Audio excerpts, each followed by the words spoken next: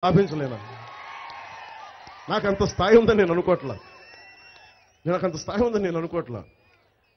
ఒకసారి నేను ఆ సామాజిక వర్గంలో పుట్టుండొచ్చు, కానీ నాకు భగవంతుడు ఇచ్చింది అంబేద్కర్ స్ఫూర్తి కానీ స్వామి వివేకానంద స్ఫూర్తి కానీ నేను పుట్టిన కులంతో సహా అన్ని కులాలని గుండెల్లో పెట్టుకొని చూసుకోవాలనేదే నా ఆకాంక్ష, నా ఆశ. రెల్లి కార్మికులు, రెల్లి సోదరుల్ని ఎందుకు హత్తుకుంటాం? మత్స్యకార సోదరులను ఎందుకు గుండెల్లో పెట్టుకుంటాను? రెల్లి సోదరులకు నేను ఒకటే చెప్పాను, అన్న మమ్మల్ని ఎవరు ముట్టుకోరంటే నాకు అవన్నీ తెలియదు, నాకు అంటరాంతనం నాకు తెలియదు.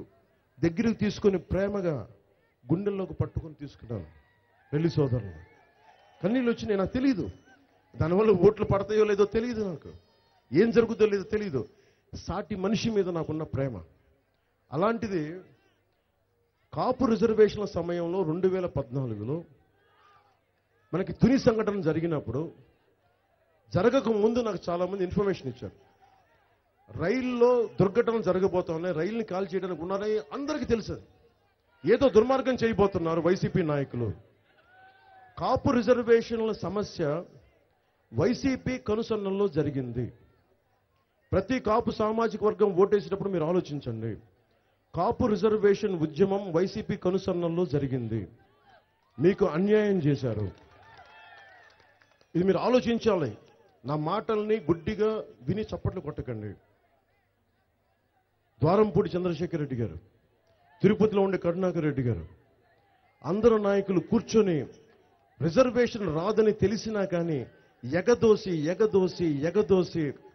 ట్రైన్ని దుర్ఘటన జరిగేలా చేసి ఆ తుని దగ్గర ఉన్న కొబ్బరి తోటల్లో కిరాయి మోకల్ని పెట్టి రైలు దగ్ధం చేసిన తర్వాత కేసులు ఎవరి మీద పడ్డాయి?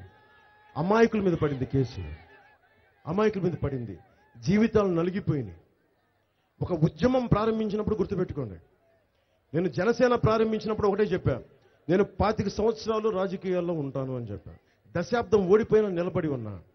ఒక ఎంఆర్పిఎస్ ఉద్యమం ఉంది, మందకృష్ణ మాదిక్ గారే ఉన్నారు. ఏబిసిడి వర్గీకరణ జరగాలి అని ఆయన ఒక మాట చెప్తే ఆయన కింద పడ్డాడు. 2.5 దశాబ్దాల నుంచి నలుగుతానే ఉన్నాడు ఆయన. ఈ రోజున ప్రధానమంత్రి గారు పక్కన కూర్చొని ఆ వర్గీకరణ గురించి ఆయన మద్దతు తెలిపే స్థాయికి తీసుకొచ్చారు. అలాగే తెలంగాణ ఉద్యమం ఉంది. మాకు తెలంగాణ సపరేట్ రాష్ట్రం కావాలి అంటే దానికి ఉద్యమం చేపట్టారు. ఒక కుల ఉద్యమం కావచ్చు, ఒక రాష్ట్ర ఉద్యమం కావచ్చు, ఒక వర్గీకరణ ఉద్యమం కావచ్చు. ఏ ఉద్యమం అయినా సరే త్రికరణ శుద్ధిగా పనిచేయకపోతే అమాయకులు బలైపోతారు.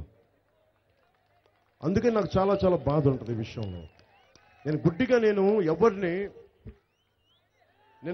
ఎవరిని నాకు అందరంటే గౌరవం ఉంటుంది, అది కూడా చెప్తున్నా. అందరంటే గౌరవం ఉంటుంది నాకు, కానీ నేను గుడ్డిగా ఎవరిని ఫాలో అవ్వను.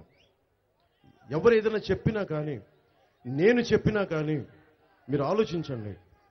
మీరు తినేటప్పుడు మాట్లాడుకోండి, టీ తాగేటప్పుడు మాట్లాడుకోండి, స్నేహితులతో మాట్లాడుకోండి, కుటుంబ సభ్యులతో మాట్లాడుకోండి.